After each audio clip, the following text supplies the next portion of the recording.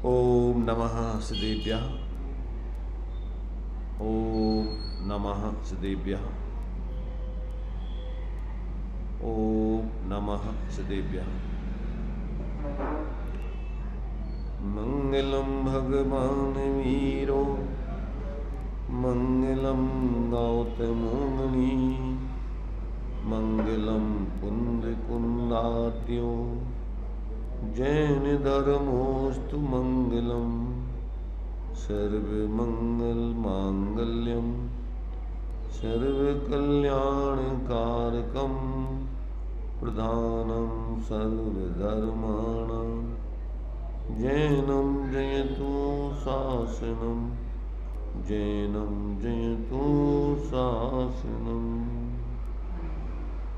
सकले विभावो अभावो कर किया आत्मकल्याण परमानंद सुबोधमय नमो सिद्ध भगवान आत्मसिद्धि के मार्ग का जिसमें सुभग विधान उस समाधियुत तंत्र का करूं सुगम व्याख्यान।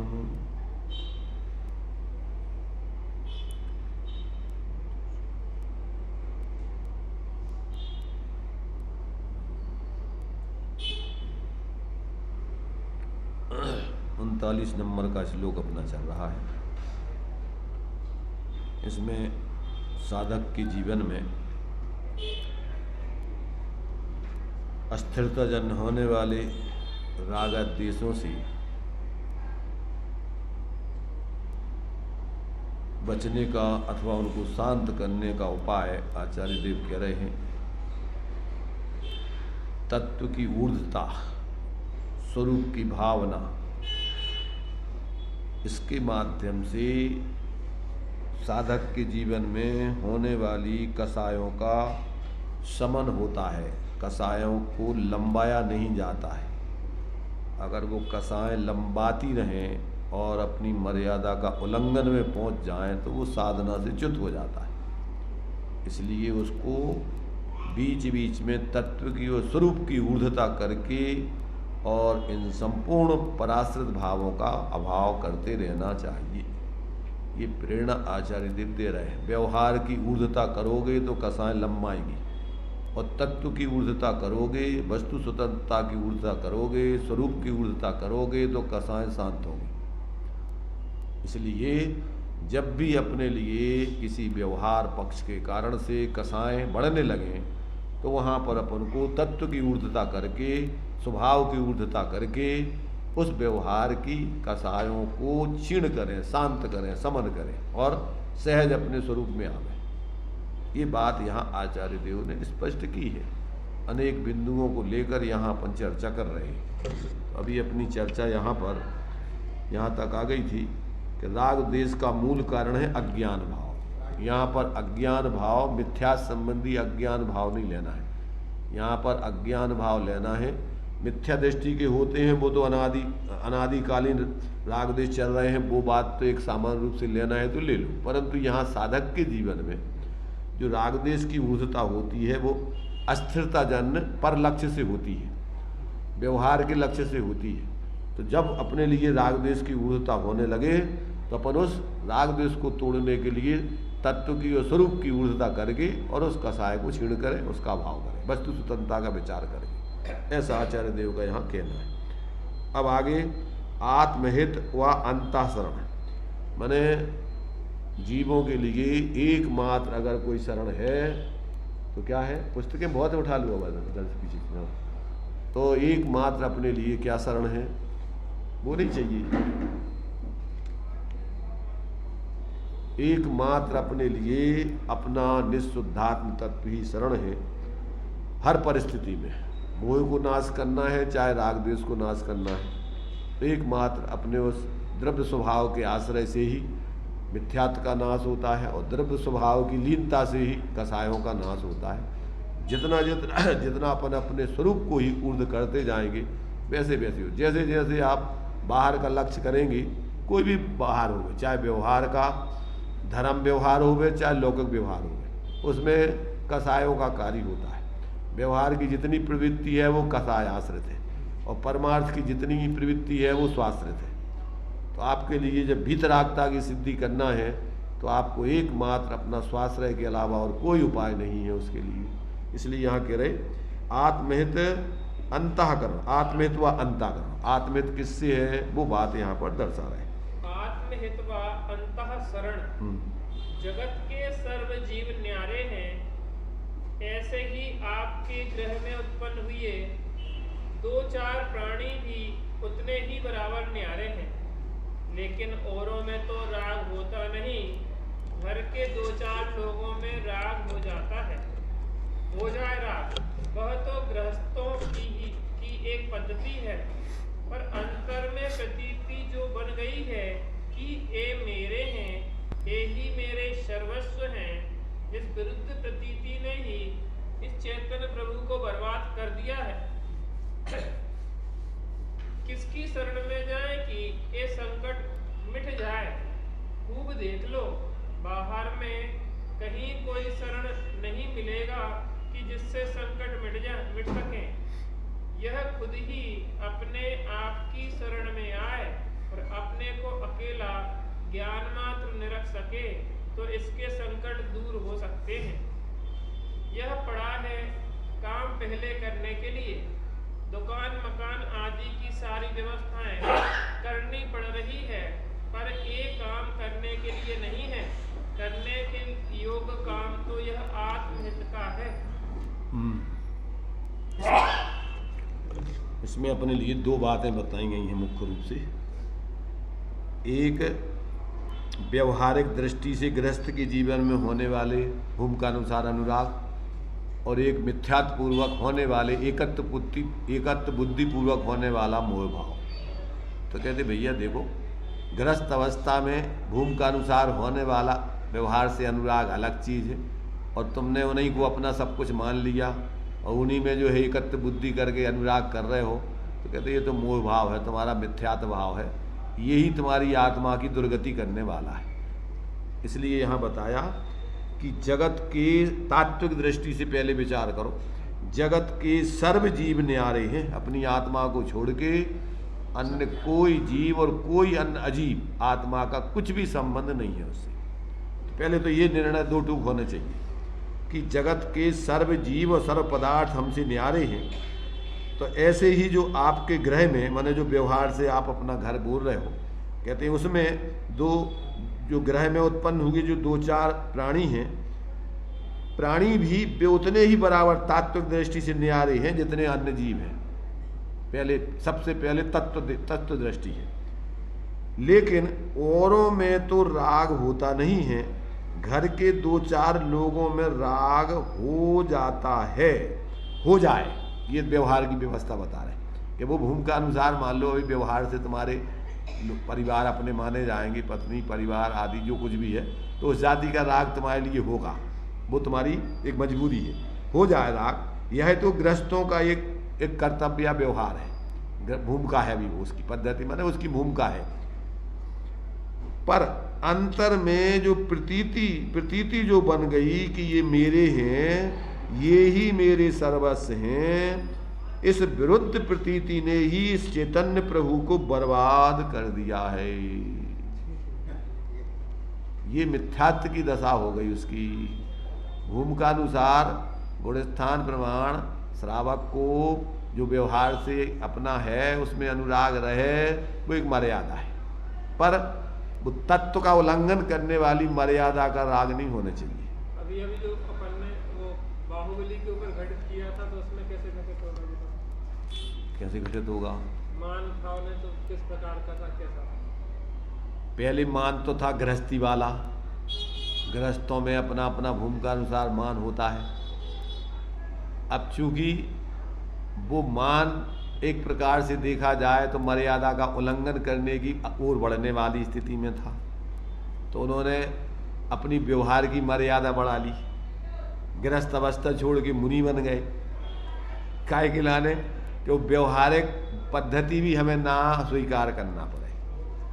अब जब उन्होंने उस पद्धति को अपनाया और भूमिका वो आई नहीं थी अभी वैराग्य की, मुनिराज की भूमिका योग कभी उनको वैराग हुआ नहीं था। अभी तो घर गृहस्थी में वो रह करके अपने स्वाभिमान से रहना चाहते थे। मतलब कि बाहर में मुनि दशा हुई और अंदर में वो इंसान चौथा रह सकता है, वो तो वही स्थिति है ना। तो अभी उन्होंने अपनी मर्यादा माने जो वैराग्य की होने चाहिए वो आई नहीं थी, और एक प्रकार से उन्होंने मुनि पद ले लिया। अब मुनि पद ले लिया, गुणस्थान बढ़ा नहीं, तो अभी उनके विकल्प वही चल रहे सब। अब विकल्प वही चल रहे तो अब वो आगे की भूमिका बनी नहीं। अब बनी नहीं तो केवल ज्ञान कैसे हो जाएगा? वो झूलते रहे उसी में, झूलते रहे। काय के लिए? जरूरी क्या है भाई? दीक्षा तो चौथे में होती है, मिथ्यात्व में भी होती है। मिथ्या दृष्टि बना रहे, नहीं हुए भाव लेंगे, सम्यक दृष्टि भी नहीं बने, चौथे वाला चौथे में बना रहे, आगे की वैराग नहीं बढ़े हैं। तो पंचम वाला पंचम में ही बना रहे, दीक्षा ले हुए पंचम में, और आगे की वैराग बने नहीं, वीतरागता आए नहीं, तो पंचम ही बना रहेगा। तो ये भूमिकाएं बनी रहेंगी। द्रव्यलिंगी के भेद, कितने भेद बतलाए हैं? एक मिथ्या दृष्टि, अगर और सूक्ष्मता से विचार करो तीसरा भी हो सकता, दूसरा भी हो सकता है। गुणस्थान तो ये सब गिनने के हैं। सम्यक दृष्टि उपसम सम्यक शिखर के दूसरे में आ जाए, सम्यक शिक्षित होकर तीसरे में आ जाए, तो ये भी बन सकते। तो वो क्षणिक है, पर ज़्यादा टाइम रहने वाला पहला, चौथा और पांचवा।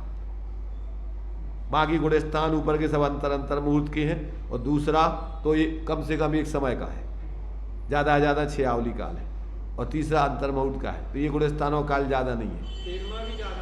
13वां होता ही है वो, तो 13वां गुणस्थान। तो अभी 13वां तो है नहीं, अभी तो छद्मस्तों के सामान्य बात चल रही।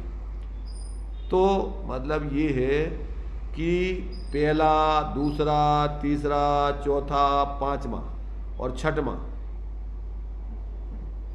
ये और छठवें के बाद भी व्यवहार से जो अपने लिए 28 मूल आदि का पालन होता है, शरीर आदि का बेस है, तो वो भावलिंग सहित ही द्रव्यलिंग तो होगा ही होगा, वो द्रव्यलिंग। और एक भूमिका अनुसार वैराग्य नहीं हो करके और नीचे के गुणस्थानों में रह करके और द्रव्यलिंग।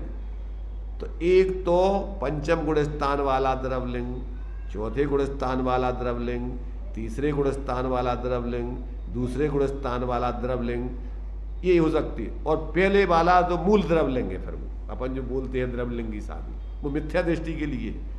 चौथे गुणस्थान वाले आदि के लिए एक दृष्टि से वो चरणानुयोग की मर्यादा से अगर चल रहा है, तो उसको भी आचार्यों ने भाव पहले जो अष्टपावड़ है, पहले मिथ्यात्व का नाश करो, फिर बाहर में द्रव्यलिंग को धारण करो, वो दिया है। तो वो एक दृष्टि से मिथ्यात्व के अभाव वाला उन्होंने जो नाश कर दिया, तो उसके लिए अपन वो जो है मूल द्रव्यलिंग में जो मिथ्या दृष्टि को जो एक प्रकार से निंदा के योग माना गया है, वो निंदा के योग नहीं माना जाए।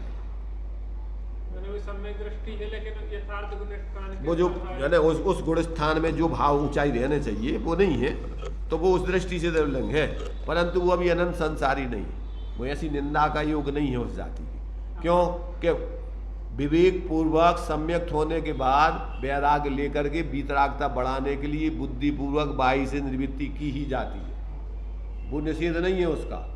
निषेध तो उनका है जो स्वच्छंदाचार पूर्वक प्रवृत्ति करते हैं, यहाँ तक कि बुद्धिपूर्वक साधु का वेश ग्रहण करके आत्मकल्याण के लक्ष्य से ईमानदारी से चरणानुयोग की 28 मूलों की साधना करते हुए और स्वरूप अनुभव का अभ्यास कर रहे हैं, तो निंदा के योग नहीं है वो। तो ये अपन को सारी मर्यादाएं बराबर समझना चाहिए। निंदा तो उनकी है कि जो स्वच्छंद होकर के प्रवृत्ति कर रहे हैं और आगे के लिए अभ्यास नहीं कर रहे हैं, ऐसे जीवों के लिए आचार्यों ने निंदा के योग बताया गया है। तो ये सारी बातें जब तक व्यक्ति को समझ में नहीं आती, तो यहाँ जो अपनी चर्चा चल रही है कि भैया पहली चीज़ तो अगर तुम गृहस्थ अवस्था में हो और तुम मोहपूर्वक अनुराग कर रहे हो, तो कहते तुमने अपने चैतन्य प्रभु की मट्टी पलित कर दी, इसी से परेशान है आत्मा, हैरान है, चतुर्गति का पात्र बना हुआ है। अब यदि तुम भूमिका अनुसार गृहस्थ अवस्था में हो, सम्यक दृष्टि हो, तो तुम्हारे लिए जो कर्तव्य है तो उसको भी लंबाओ मत, अपनी भूमिका अनुसार समझा लो अपनी भूमिका में, और अगर मान जाए तो शाबाश, और नहीं माने तो जैसे अपन बोलते हैं कि जिंदा हाथी लाख का और मर गया तो 1.25 लाख का, मान लिया तो शाबाश और नहीं माना तो और शाबाश और अच्छा, मान लिया तो अच्छा और नहीं माना तो और अच्छा। कैसा और अच्छा? कि मान लिया तो तुम्हारा ही हित होगा, हमारा तो कुछ लाभ मिलना नहीं है, और नहीं माना तो हमारा जो तुम्हारे प्रति अनुराग था वो भी टूट गया, तो हम और अपने शांति से जिएंगे। तो हमारी दृष्टि से हमें और अच्छा कि तुम्हारे प्रति हमें विकल्प था और तुम्हारी अब मानते हो नहीं हो, तो हम तुमसे मध्यस्थ होकर अपनी साधना करेंगे, अब तुम्हारे बारे में नहीं सोचेंगे। उस संबंधी हमारा अनुराग भी खत्म हो। ये बुद्धिमान व्यक्ति का लक्षण है। बार बार उसको टोचना नहीं देगा, वो एक मर्यादा में समझा देगा। अगर लगेगा कि अगर ये सुधरने की स्थिति में है और ये जो है इसकी माने भावना ठीक है और उल्टी दुर्भावना करता है, तो उससे मध्यस्थ होकर वो अपनी साधना करेगा। किसी की जिम्मेदारी तो किसी के सिर पे है नहीं परमार से, इसलिए वो अनुराग जो था आत्मीयता से, वो अनुराग खत्म कर देता है। इसलिए आचार्यों ने माध्यस्थ भावम विपरीत वृत्तऊ, ये आचार्यों के सूत्रों की मर्यादा है। उस मर्यादा में रहोगे तो आपके साधना में साधना की विराधना नहीं होगी, और तुमने सूत्रों की मर्यादा का उल्लंघन किया तो तुम अपनी साधना से भी जाओगे, दूसरों का तो कुछ कर ही नहीं पाओगे, तुम्हारे हाथ में है नहीं, है भी नहीं है। इसलिए मैत्री प्रमोद कारुण्य माध्यस्थानी सत्वाधिक क्लिश्यमान अविनियेषु जगत काय स्वभाव हुआ संवेग वैराग्यार्थम, ये भावना अपने लिए निरंतर अपने जीवन में भाना चाहिए। पहले तो जगत काय स्वभाव हुआ संवेग वैराग्यार्थम, संवेग और वैराग्य के लिए जगत और शरीर के स्वभाव का विचार करते रहना चाहिए। जगत माने 6 द्रव्यों की पृथकता। जगत किसे कहते हैं? 6 द्रव्यों का समूह, विश्व कहो, जगत कहो, लोक कहो। तो अब तुम्हें संवेग, वहाँ की जो तुम्हारा आकर्षण है वो खत्म हो जाएगा जब तुम वस्तु की स्वतंत्रता का विचार करोगे कि सब 6 द्रव्य अनादि काल से अनंत काल तक रहेंगे, सब जड़ चेतन की परिणति अपने अपने में हो रही है, कोई किसी का कर्ता धर्ता नहीं है, तो अपन को दूसरों की तरफ का जो आकर्षण है, झुकाव, वो खत्म हो जाएगा। और शरीर के प्रति भी अपन को राग होता है, तो शरीर के स्वरूप का विचार करो। शरीर तो असुचौ काये रत्नत्रय पवित्रते, इसमें अगर अपन अपनी आत्मा को भेद विज्ञान करके स्वरूप की आराधना करेंगे तो ही अपने लिए शरीर की सार्थकता है, नहीं तो दुर्गति के पात्र हैं, कोई मतलब नहीं है। ऐसा जो है ज्ञानियों के जीवन में तथ्य और तीर्थ, निश्चय और व्यवहार दोनों का सुमेल चलता है, इसलिए उनकी साधना की ऊंचाई अथवा स्थायित्व रहता है, उनकी साधना की विराधना नहीं होती। या तो ऊंचे बढ़ता जाएगा और या फिर स्थायित्व रहेगा। अगर आगे नहीं बढ़ पा रहा है, कम से कम वो अपनी साधना की विराधना नहीं करेंगे। अगर उनको निश्चय और व्यवहार का विवेक है और उस विवेक के आधार से अपना आराधना कर रहे हैं, तो वो अपनी मर्यादा का उल्लंघन करके कोई काम नहीं कर सकते, होता भी नहीं है। साधक के जीवन में इतना विवेक उसके जीवन में बढ़ता है। तत्व की दृष्टि से वस्तु स्वतंत्रता और तीर्थ की दृष्टि से अपनी निमित्त नैमित्तिक संबंध की मर्यादा, कि हमारी कितनी मर्यादा है कार्य करने की, किस मर्यादा में हमें कार्य करना है, बस उस मर्यादा का उल्लंघन वो नहीं करेगा। तो ये दोनों बातें अपन को यहाँ बताई जा रही हैं कि आत्महित करना है अगर, तो आपको अंतः अपने स्वरूप की ही शरण लेकर के, माने निश्चय पूर्वक मिथ्यात्व का नाश करके और चारित्र में भी वीतरागता की शरण लेने के लिए अंतः शरण अपन को बार बार लेना चाहिए, ये बात बता रहे। तो ये जगत के पहले तो वस्तु तत्व की स्वतंत्रता का विचार करो कि जगत के सर्व जीव और सर्व पदार्थ हमसे न्यारे हैं, और जो आपके ग्रह में उत्पन्न हुए 2-4 प्राणी हैं वे भी उतने ही न्यारे हैं तात्विक दृष्टि से जितने अन्य जीव न्यारे हैं, उनमें कोई अंतर नहीं है, पहली बात। लेकिन अब दूसरी बात, परंतु, टोडामल जी का परंतु, लेकिन औरों में तो राग होता नहीं है, घर के 2-4 लोगों में राग हो जाता है, तो कहते कोई बात नहीं, पहली मर्यादा। क्यों? कि अभी तुम जिस भूमिका में गृहस्थ अवस्था में हो तो वो राग होगा, पर राग की तुम्हारी मर्यादा होना चाहिए, किस भूमिका का राग चल रहा है। तो कहते हो जाए, वह तो गृहस्थों की एक पद्धति है ना, उनकी भूमिका है उस भूमिका में उस जाति का राग चलता है, परंतु अंतर में प्रतीति जो बन गई है कि ये मेरे हैं और ये ही मेरे सर्वस्व हैं, इस विरुद्ध प्रतीति ने ही इस चैतन्य प्रभु को बर्बाद कर दिया है। क्या कहा? फैले प्रेम परस्पर जग में, पर मोह दूर पर रहा करे। मर्यादा उस राग की अपनी भूमिका का उल्लंघन करने वाली नहीं होना चाहिए, उनमें धारा प्रवाह अनुराग नहीं चलने चाहिए।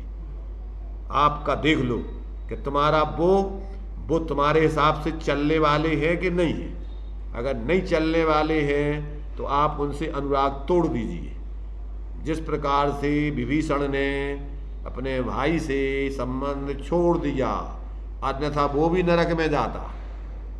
कृतकायत अनुमोदना कि ये अन्याय का समर्थन कर रहा है, ये अन्याय जीवन में अपना रहा है, और हम अन्याय का समर्थन करेंगे तो अनंत आनमंदी कसाय की सीमा में चला जाएगा। समझाया, समझ जाओ तो ठीक, गलत कार्य छोड़ दो। राज विरुद्ध, लोक विरुद्ध, धर्म विरुद्ध कार्य अनंत आनमंदी के कार्य है। अब मर्यादा अब वो नहीं छोड़ रहा है, हम तुम्हारा समर्थन नहीं करेंगे, हमारा तुमसे कोई नाता नहीं है। अगर ऐसे परिवार के लोगों से नाता रखता है जो अन्यायी है, अत्याचारी है, राज विरुद्ध, लोक विरुद्ध जीवन जी रहे हैं, तो वो भी दुर्गति का पात्र है, और जो समर्थन करेंगे वो भी दुर्गति का पात्र। क्यों? कृत कायत अनुमोदना का दोष लगता है। इसलिए ज्ञानी एक सीमा तक उसको समझाएगा, और अगर समझने की स्थिति में दिखेगा तो व्यवहार रखेगा, और समझने की स्थिति में नहीं लगेगा तो उससे हाथ खींच लेगा। माध्यस्थ भावम विपरीत वृत्तौ, इसकी वृत्ति धर्म से विपरीत है, हमारी साधना के विपरीत है, हम तुम्हारा साथ नहीं दे सकते।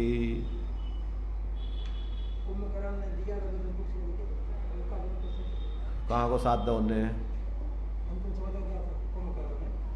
नहीं, कहा साथ दो उसको। देखो ऐसा है, सुनो, पहली चीज तो शास्त्रों में जो लेख लिखे जाते हैं वे सर्वथा अपन को क्या लिखे हैं, क्या लिखे गए हैं, क्या मर्यादाएं थी पता नहीं, एक बात। दूसरी बात, साधक व्यक्ति अंतिम समय तक उसका समर्थन नहीं करेगा, समझाने का प्रयत्न करता रहेगा। उनकी पत्नियों ने भी तो रहे साथ में, पर समझाती रही कि समर्थन किया? तो समर्थन नहीं किया, समझाती रही, इसलिए उनकी मर्यादा के बाहर नहीं है। अगर तुम उनका समर्थन कर रहे गलत का तो तुम गए काम से। आखिरी दम तक समझा रहे हो, भैया साथ में हो, मान जाओ मान जाओ मान जाओ मान जाओ। अब कोई ऐसा है कि उसकी दृढ़ता ये एक अलग हो गया, नहीं मान लिया, ये अपन भैया अपन झंझट में नहीं पड़ना, अपन अलग होगा। दूसरी बात, कोई ऐसा है कि संग में ही रहना है तो उसका समर्थन नहीं करेगा, बार बार यही कहेगा आपका ये कार्य गलत है, आपका ये कार्य गलत है, आपको छोड़ना चाहिए, तो उसका समर्थन नहीं किया। तो कोई भी हो तो उनका जो है वो अंदर से उसका समर्थन नहीं करे, उसका निषेध करेगा। मजबूरी में रहना पड़े एक अलग चीज़ है, पर अंदर से उसका अगर उसने समर्थन किया तो वो भी उसी का पात्र है, दुर्गति का पात्र होगा। इसलिए इन सारी मर्यादाओं का विवेक ज्ञानियों के जीवन में होता है, और वो अगर विवेक नहीं है तो ऐसे व्यक्तियों की आत्मा की दुर्गति के अलावा और कुछ नहीं होता है। इसलिए हाँ, ये सब बराबर अपने अंदर में कि भैया ये कार्य तुम्हारा अच्छा नहीं, ये कार्य अच्छा नहीं, योग्य नहीं है, तो मजबूरी में कदाचित कभी कभी ऐसी स्थिति बनती है कि अपन नहीं छोड़ पा रहे परिस्थिति बता। परंतु अब जैसे नरक में है, तो नरक से तुम भक्त तो नहीं सकते, वहीं लड़ना झगड़ना भी है और वहीं तुम्हें अपने को पृथक भी मानना, दबाव करना, ऐसी स्थिति है। तो कभी कभी ऐसा भी, पर अंदर से वो व्यक्ति कभी भी गलत का, जहाँ आश्रव मात्र पुण्य भाव भी है, तो ये अशुभ भाव और अन्याय नीति के भाव कहाँ से उपादेय कर लेगा। इसलिए ये बात बराबर ध्यान में रखने चाहिए। अब यहाँ तुम मोबाइल बंद करके है तुम्हारा कि नहीं है, यहाँ बैठोगे तो मोबाइल बंद करके बैठना, हाँ, ना तो बीच में तुम कल पढ़ रहे हो, बीच में तुम्हारा मोबाइल पूरा का पूरा हमारे ही खराब हो जाता है। क्या है कि तुम लोगों को इतनी भी माने इतनी वृत्ति तुम्हारी जो है गंदी है, कहते हैं 1 घंटे के लिए भी तुम शांति से नहीं बैठ सकते, इतना तुम्हारे अंदर आसक्ति है कि मर रहे पूरे 24 घंटे पाप कार्यों में थे, आके वो भी संग मोबाइल लेके आते। नंगे भुक्के लोग भी मोबाइल छोड़ के आते हैं जिनके पास कुछ नहीं खाने को, मजदूरी कर रहे हैं, और वो कहते नहीं धर्म का क्षेत्र है, यहाँ पर हम मोबाइल नहीं ले आएंगे। मतलब हमारे अंदर अभी इतना भी विवेक नहीं है कि हमारे जीवन में हम कितना मर्यादाओं में रह पा रहे हैं, कितना हम शुभ भाव कर रहे हैं, कितना क्या कर रहे हैं। इतना विवेक नहीं रखोगे तो अपन 24 घंटे पाप के अलावा इधर पुण्य भी नहीं हो रहा, मंद कसाय नहीं हो रही। तो धर्म तो होता है वीतराग भावों से, और अपने जीवन में माने एक प्रकार से ये सोचो आपके लौकिक ऊर्धता ही चलती रहती है, धर्म के प्रति बहुमान विशेष में नहीं आ पाता है, उसके प्रति अपन को अंदर से जितना आना चाहिए वो भी नहीं आ पाता। तो क्या मतलब है ये तो बताओ। जैन कुल जो लोग इस मार्ग में अन्य कास्ट से आए, उनने कितनी ऊंचाई से यहाँ पर उसको स्वीकार करके अपने जीवन को लगा दिया, और अपना वे थोड़ा सा अनुराग नहीं छोड़ पाते घंटा आध घंटा को। तो इसका मतलब क्या होगा कि मिल गया अपन को फ्री में, उस कुल में पैदा हो गए, तो अपन को तो सोचा कि अपनी तो अरे अपने तो बाप को आए धर्म अपनो है, अपन तो कुल में पैदा होगा तो जैन धर्म तो अपनो है ही। जबकि अरे जैन धर्म किसी की बपौती जन्म से नहीं है, जैन धर्म तो तुम्हारे जीवन में समझ करके जब तुम अपनाओगे तो जैन धर्म तुम्हारा है। चारों गति के जीव जैन ही हैं, कोई ठेका थोड़ी है जाति का, जाति में पैदा होगा तो जैन हो गए तुम। इसलिए इन सब बातों को अपन को बहुत गंभीरता से लेना चाहिए। मानव जीवन अपना कोई सामान्य नहीं है। तो यहाँ पर अपन को ये बता रहे कि भैया आत्महित करना है तो अंतःसरण के अलावा और कोई कल्याण का उपाय नहीं है, और इसकी आपकी मर्यादाएं, एक तो मिथ्यात्व वाली अंतःसरण, और एक चारित्र का भी आपको राग द्वेष का अभाव करना है तो अभी अंतःसरण ही है, इसके अलावा और कोई उपाय नहीं है। तो वो बात यहाँ पर समझा रहे हैं कि गृहस्थ की भूमिका में अगर मान लीजिए आपको अनुराग होता है, परंतु अंतर में प्रतीति जो बन गई कि ये मेरे हैं, ये ही मेरे सर्वस्व हैं, इस विरुद्ध प्रतीति ने ही इस चैतन्य प्रभु को बर्बाद कर दिया है। किसकी शरण में जाएं कि ये संकट मिट जाएं। खूब देख लो, खूब विचार कर लो चारों तरफ से, बाहर में कहीं कोई शरण नहीं मिलेगा कि जिससे संकट मिट सकें। यह खुद ही अपने आप की शरण में आए और अपने को अकेला ज्ञान मात्र न रख सके तो इसके संकट दूर हो सकते हैं। यह पड़ा है काम पहले करने के लिए, दुकान मकान आदि की सारी व्यवस्थाएं करनी पड़ रही हैं, पर ये काम करने के लिए नहीं है। करने के योग काम तो यह आत्महित का ही है, ये समझ में आना चाहिए।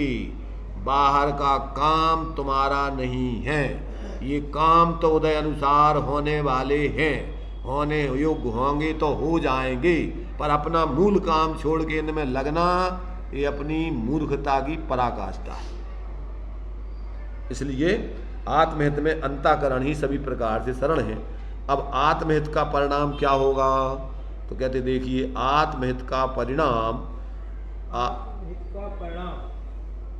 आत्महित आत्मा के सहज स्वभाव की श्रद्धा में है और उसके ही अनुरूप अपनी व्यवस्था बनाने में है। इतना ही तो सारे संकट दूर करने का उपाय है। यह उपाय ना किया जाए तो संकट आएंगे ही। संसार के जन्म मरण का सिलसिला तो चलेगा ही। क्लेशों से बचना है तो एक ही कार्य करना है कि निज को निज पर को पर जान। जो आत्म स्वरूप है आकाशवत निर्ले अमूर्त ज्ञान स्वभाव मात्र ज्ञानानंद भाव स्वरूप है, उसको जानो कि यह मैं हूँ। और इस भाव के अतिरिक्त अन्य जो कुछ पर तत्व हैं उनको समझो कि ये पर हैं, मेरे स्वरूप नहीं है, तो फिर शांति का मार्ग अवश्य मिलेगा। कुछ सरल बनो जो मन में हो सो वचनों में कहा जाए, जो वचनों में कहे सो काय से करे। कोई पुरुष मेरे कारण धोखे में ना आ जाए। माने हम बोले सोच रहे कछु, बोल रहे कछु, कर रहे कछु। वे भी तुम्हारे जैसे जीव हैं, वे भी सुख शांति चाहते हैं। उनसे अपन झूठ क्यों बोलना चाह रहे हैं, क्यों उनको छल प्रपंच से ठगना चाह रहे हैं? तो कहते तुम्हारे निमित्त से किसी को छला जाए, धोखे में पड़ जाए, ये तुम्हारा कर्तव्य नहीं है। इस भूमिका में आकर तुम अगर धर्म को समझते हो कि भैया सब जीव अपने ही समान है, अपन जैसे धोखा नहीं किसी का चाहते हैं, तो अपन धोखा दूसरे को क्यों दें? अपन झूठ सुनना नहीं चाहते, अपन किसी से झूठ का व्यवहार अपन पसंद नहीं करते, तो अपन दूसरों के संग झूठ क्यों बोलें? अपन बेईमानी पसंद नहीं करते, अपन लूट खसोट पसंद नहीं करते, अपन दूसरों को क्यों लूटे खसोटें? अपन क्यों दूसरों को नंबर 2 का माल देवे? अपन चाहते अच्छे से अच्छा माल मिले, कम पैसों में मिले। तो अपना कर्तव्य क्या होता है कि अपन भी अच्छे से अच्छा माल कम पैसों में दूसरों को दें। ये अपनी आत्मा के समान दूसरों की आत्मा के साथ आप व्यवहार करो। आत्मना प्रतिकूलानि परेशान न समाचरित। जो अपन को बुरा लगता है वो व्यवहार अपन दूसरों के साथ भी मत करो। ये आत्मार्थी का कर्तव्य है। इसलिए कहते भैया कि तुम्हारे लिए क्या करना चाहिए, अपने आत्महित करना है तो अपने परिणामों को सरल बनाओ, सहज बनाओ, दूसरे जीवों के लिए विश्वास योग्य बनाओ। तो ये जो है ऐसा कहते हैं कि तुम्हारी आत्मा कैसी है, आकाशवत निर्लेप अमूर्त ज्ञान स्वभाव मात्र है, ज्ञानानंद स्वरूप है। उसको जानो कि यह मैं हूँ, और इस भाव के अतिरिक्त अन्य जो कुछ पर तत्व हैं उनको समझो कि ये पर है, ये मेरे स्वरूप नहीं है। फिर तो शांति का मार्ग अवश्य मिलेगा। माने अगर तुम क्या करोगे, अगर तुम अंदर में अपने स्वरूप का आश्रय ना करके, जो पहले दिया ना कि आत्महित आत्मा के सहज स्वभाव की श्रद्धा और उसी के अनुरूप अपनी परिणति या व्यवस्था बनाने में है। यानी आप पहले तो अपने शुद्ध स्वरूप का ही अपने रूप में पहले अनुभव प्रतीति करो और फिर उसके ही अनुरूप आपका पूरा जीवन ढालो, तो आपको शांति मिलेगी। और अगर इसके आप अपने स्वरूप की श्रद्धा भी नहीं करो, उसके अनुरूप परिवर्तन भी नहीं करो, तो संकट तो आना ही है, चतुर्गति में घूम नहीं है, पाप का उदय आकर के उसका परिणाम भोग नहीं है। फिर किसको रोना है? अब क्यों रोना है? अब जो तुमने किया है उसका फल भोगो, स्वयं की ये जो कर्म सुभाष हो। जब पाप का उदय आता है तो रोते हो, और जब बाहर में तुम्हारी अनुकूलता रहती है तो पाप करते हो।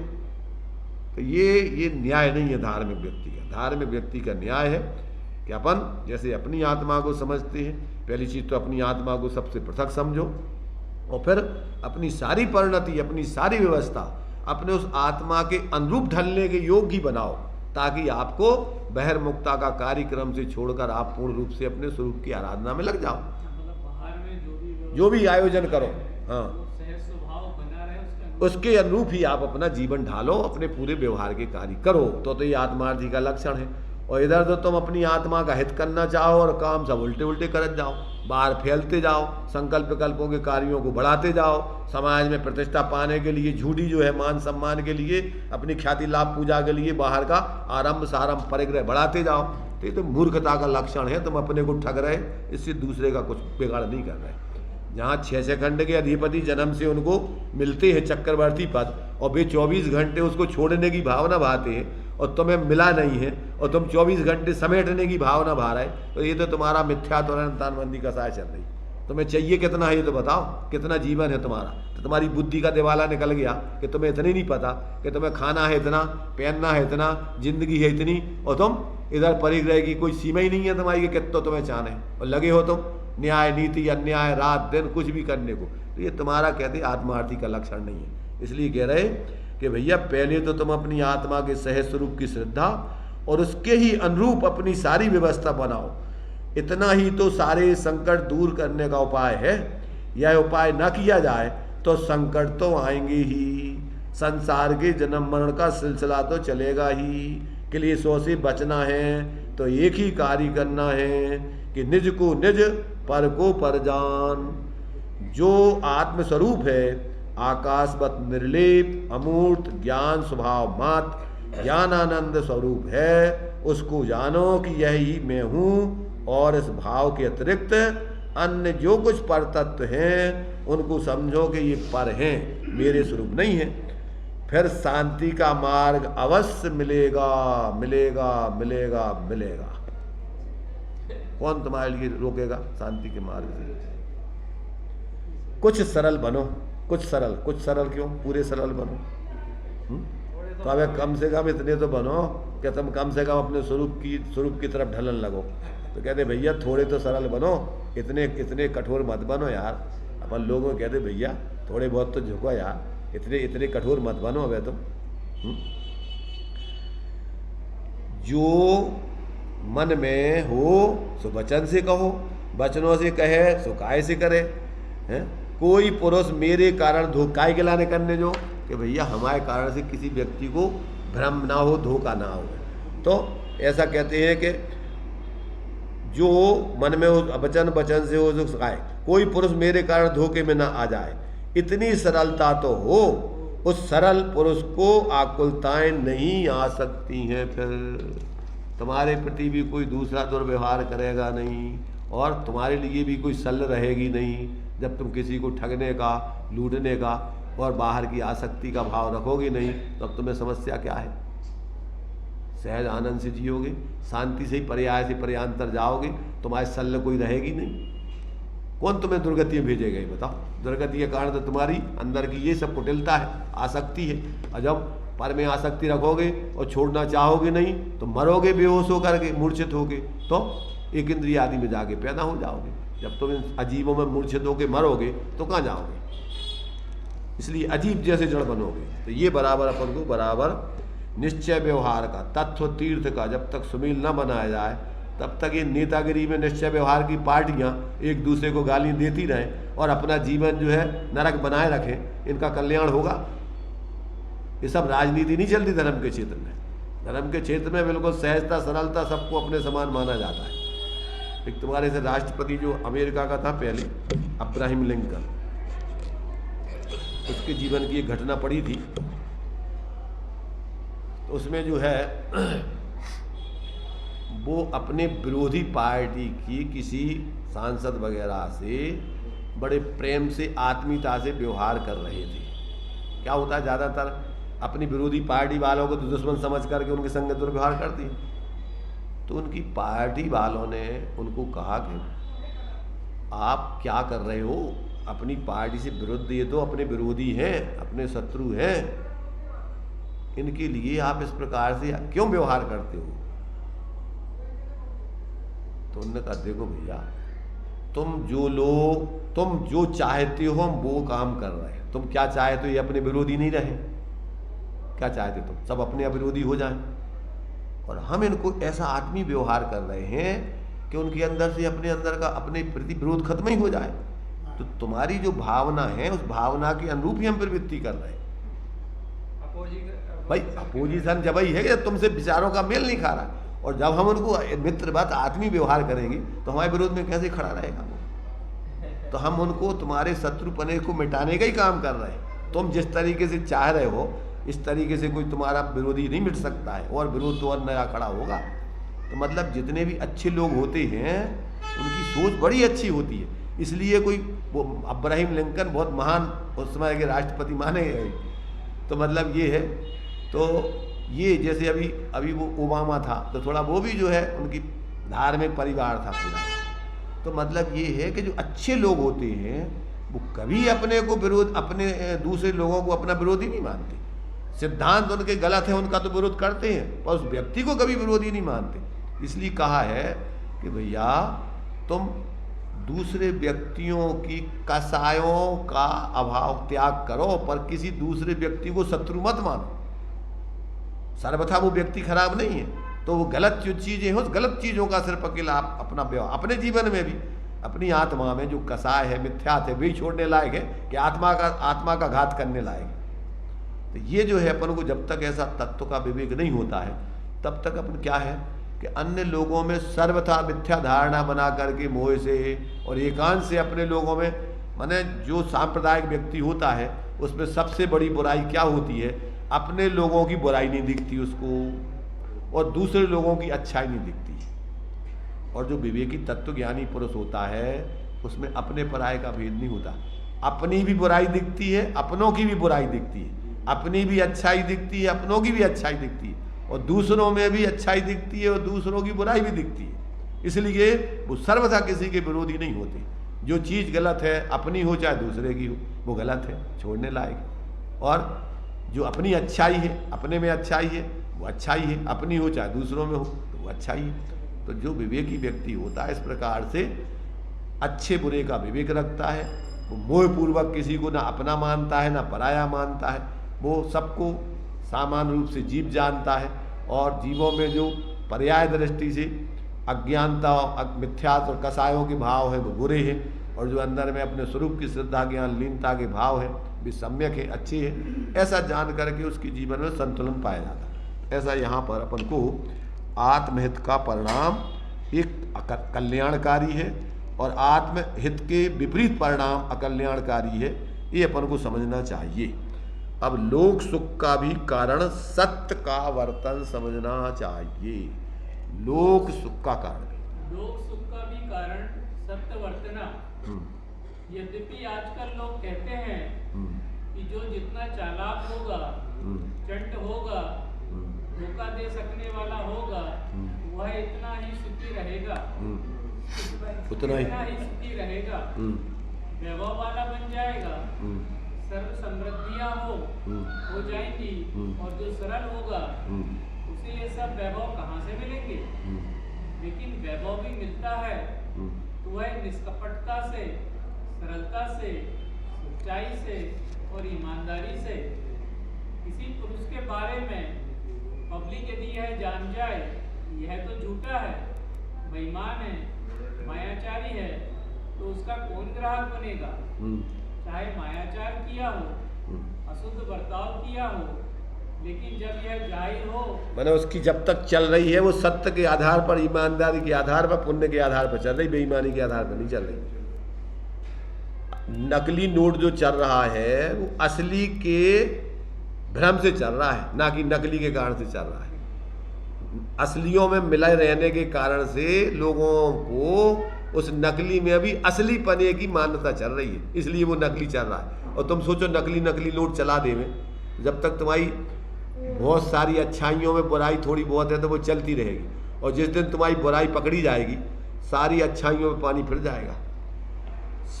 एक झूठ सैकड़ों सत्य पे पानी फेर देता है। अरे यार ये व्यक्ति तो हम तो समझते थे बहुत ईमानदार है, ये तो बहुत बदमाश आदमी, तो वो उन 100 सत्य पे अभी एक अविश्वास पैदा करा देगा।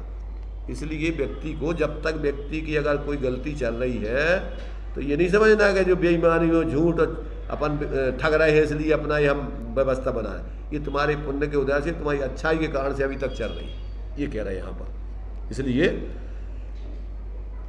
चाहे मायाचार किया जाए, अशुद्ध बर्ताव किया जाए, लेकिन जब तक यह जाहिर हो कि मैं सत्य हूँ और धोखा नहीं दे सकता हूँ, ऐसा बात व्यक्त हो तो उसकी दुकान चल सकती है। जब तक लोगों को ये तुम्हारे प्रति भाव है कि नहीं ये धोखा नहीं देगा, ये सत्य बोलता है और ये सत्य चीज़ अपन को देता है, इसलिए जब तक चल रही। और जहाँ लोगों को ये पता पड़ेगा कि ये व्यक्ति तो बेईमान है, ये तो ईमानदार नहीं है, ये तो अपन को ठगता है, तो उस धीरे धीरे उसका पुण्य क्षीण होगा और एक दिन वो रोड पे आ जाएगा। अपन देखते भी हैं जहाँ लोगों के एक बार उसके प्रति अविश्वास चालू हुआ, धीरे धीरे सब ग्राहक, प्रचार करना नहीं पड़ता है, ग्राहक प्रचार करते हैं उसका। अगर तुमने एक ग्राहक को ठगा, उस सैकड़ों ग्राहकों से कहेगा कि यार देखो उसके हम गए थे, उसने हमारे संग ये व्यवहार किया है, और तुम उसके साथ अच्छा व्यवहार करोगे, सैकड़ों लोगों को बताएगा यार उस दुकान से लाना, वो बहुत ईमानदार, बहुत अच्छा माल देता है यार, हम लाए उसके यहाँ। तो वो प्रचार प्रसार तुम्हारा ग्राहक करते हैं, और तुम्हारा साथ में तुम्हारा वो भाव, पुण्य का भाव, और तुम्हारे लिए सहजी वो स्थिति बनती है। अंतिम वाक्य है इसका, सरल स्वातत्व के आदर में ही कल्याण जानना चाहिए। सरल स्वातंत्र के आदर में कल्याण। भैया सरल बनो, सज्जन बनो, फिर कुछ परवाह ना करो। बुद्ध होना और बात है, सरल होना और बात है। बुद्धू तो ठगाया जाएगा और सरल पुरुष कभी ठगाया ना जाएगा। और फिर जेब से कुछ पैसे निकल गए तो इसमें क्या ठग गए, यदि हम दूसरे को ठगे तो हम स्वयं ठग गए, हमारी संसार यात्रा और लंबी हो जाएगी। और यदि किसी दूसरे ने मुझे ठगा है तो मैं कुछ भी नहीं ठगा गया, न्याय नीति से रहना ही मेरे सुख का कारण बनेगा। हे तपस्वी पुरुषों, जब कभी मोहवश राग और द्वेष उत्पन्न हो तो थोड़ा ही तो इलाज है, अपने आप में बसे हुए निज तत्व की भावना करो, बस सारे संकट क्षण मात्र में ही समाप्त हो जाएंगे। देखो यहाँ पर इन्होंने एक बहुत ही मार्मिक बात कही है, सरल बनो, सज्जन बनो, फिर कुछ परवाह ना करो। बुद्ध यानी समझदार होना एक बात है और सरल होना दूसरी बात है। बुद्धू तो ठगाया जाएगा और सरल पुरुष कभी ठगाया ना जाएगा। और जेब से कुछ पैसे निकल गए तो इसमें क्या ठग गए तुम? क्या तुम ठग गए क्या? यदि हम दूसरों को ठगें तो हम स्वयं ठग गए, हमारी संसार यात्रा और लंबी हो जाएगी।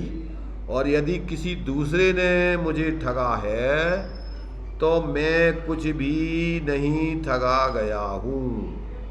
देखो इसमें अपन को न्याय समझना, इसमें अपन को भ्रम हो सकता है। एक दृष्टांत टोडरमल जी ने दिया है।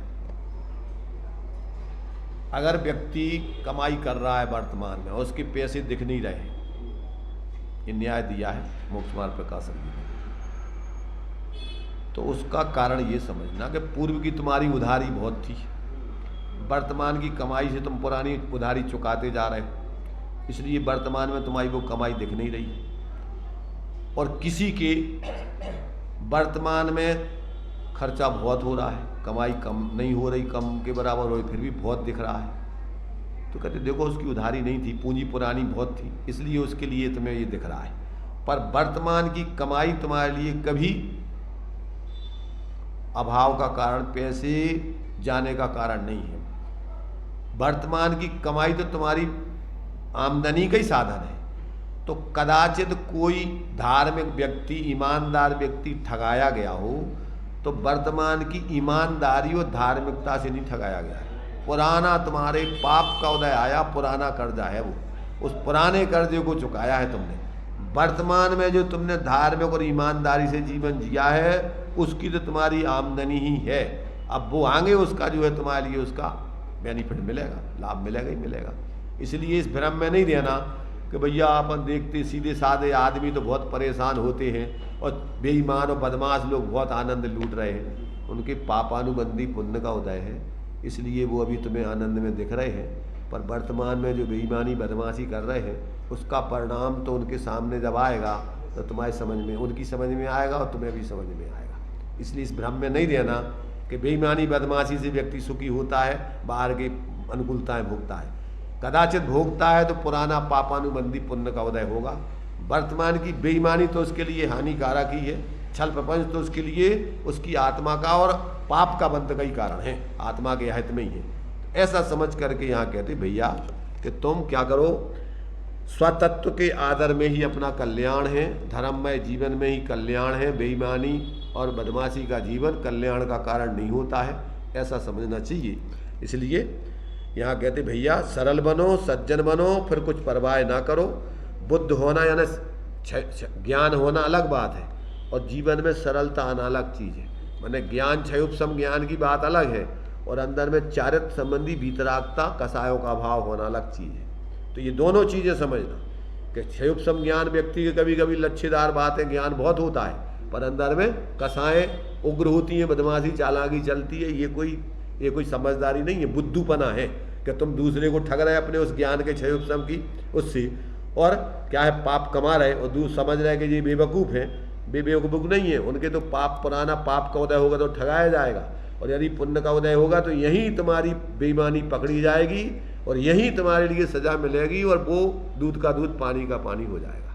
इसलिए यहाँ कहते हैं भैया सरल व्यक्ति, सरल पुरुष कभी ठगाया न जाएगा। और फिर जेब से कुछ पैसे निकल भी गए तो इसमें ठग नहीं गए तुम। यदि हम दूसरों को ठगें तो हम स्वयं ठग गए, हमारी संसार यात्रा लंबी हो जाएगी और यदि किसी दूसरे ने मुझे ठगा है तो मैं कुछ भी नहीं ठगा गया। न्याय नीति से रहना ही मेरे सुख का कारण बनेगा। मैंने पुराना उदय है तो कोई बात नहीं कि भैया पुराने कर्म के उदय से अपन ने जो कुछ किया होगा वो आया है। अभी वर्तमान की इस अच्छाई के कारण से नहीं समझना कि हम भैया हम तो न्याय नीति से जी रहे, यार न्याय नीति से जीने में कोई फायदा नहीं है। देखो तो ये बदमाश लोग कितना मौज मस्ती कर रहे हैं और अपन परेशानी भोग रहे हैं। इसलिए कहते हे तपस्वी जन पुरुषो, जब कभी मोहवश तुम्हें राग द्वेष भाव उत्पन्न हो तो थोड़ा ही तो उसका इलाज है, उपाय है। अपने आप में बसे हुई निस्तत्व की भावना करो, वस्तु तत्व का विचार करो। बस सारे संकट क्षण मात्र में ही समाप्त हो जाएंगे। वस्तु स्वरूप विचार खुशी से सब दुख संकट साह, तब सब दुख संकट साह करे माने कोई संकट सब अपने आप पैदा ही नहीं होते, समाप्त हो जाते। तो इस प्रकार से ये अपने लिए आचार्यों ने एक एक श्लोक में बहुत ही गहरे मर्म आत्महित के छिपे हुए हैं। अगर इस मर्मों को व्यक्ति समझ ले और समझ करके अपने जीवन में उसके अनुरूप अपना जीवन को बनाए तो वाकई जो है उसका जीवन उन महापुरुषों का जैसा वो आनंद अपने परावलंबन को छोड़ करके स्वावलंबन से लेते हैं, वैसा अपना स्वावलंबी परमानंद उनके जीवन में प्रकट हो और वे अपने इस जीवन की सार्थकता करें। आत्मा के लिए चतुर्गति के दुखों से बचाकर आत्मी को शाश्वत सुख की प्राप्ति में जो है वो जो है उनका इस प्रकार का व्यवहार कारण बने। ऐसा अपने लिए कि साधक के जीवन में भी कदाचित जब बाहर के व्यवहार में और पाप कर्म के उदय आदि में जुड़ जाने से, कर्म मोह के उदय में, चारित्र मोह के उदय में जुड़ जाने से अगर कसाएँ पैदा होती हैं तो उनको तत्व की ऊर्ध्वता करके, स्वभाव की ऊर्ध्वता करके उन कसाय भावों का उपशम करने चाहिए, शांत करने चाहिए। उनको व्यवहार का पक्ष लेकर के और मोह का पक्ष लेकर, कसायों का पक्ष लेकर उस कसायों को लंबाना नहीं चाहिए। ये बात यहाँ पर आचार्य देव ने सिद्ध की है। अब आगे जो है इस और भी अपने लिए साधक के जीवन में क्या क्या समस्याएं आती हैं तो कहते हैं कदाचित तुम्हारे लिए शरीर आदि में प्रेम जगने लग जाए तो तुम्हारे लिए फिर किस तरीके से तुम्हारा उपाय अपनाना चाहिए ताकि तुम्हारे लिए ये शरीर का प्रेम छूट करके दूसरी जगह तुम्हारा जो है प्रेम परिवर्तित हो जाए और तुम्हारा आत्मकल्याण के मार्ग में फिर तुम्हारी परिवर्तन सहज होने लग जाए। अब आगे का 40 श्लोक इसी बात को सिद्ध करेंगे। निज निधि निज में बताई यह